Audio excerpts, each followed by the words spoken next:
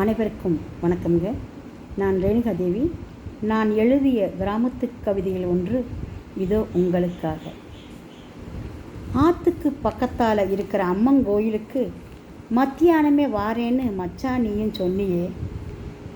சீவி சிங்காரிச்சுக்கிட்டு நானும் சிட்டாட்டை பறந்துக்கிட்டு ஆசையோடு வந்தேனே என்ற பாசம் வச்ச மச்சானே.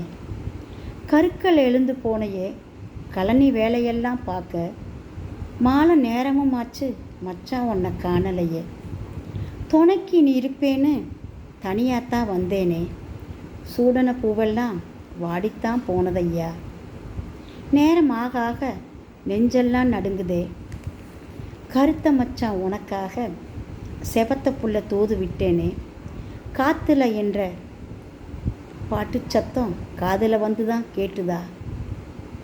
ஏக்கத்தோடு காத்திருக்கேன், எப்போ வந்து சேர போகிற. மனசை விட்டு உங்களோட பேசி மாசந்தான் ஆச்சே மச்சான். உன்னைய பார்த்து பார்த்து கண்ணு ரெண்டும் பூத்து தான் போச்சே. நன்றிங்க.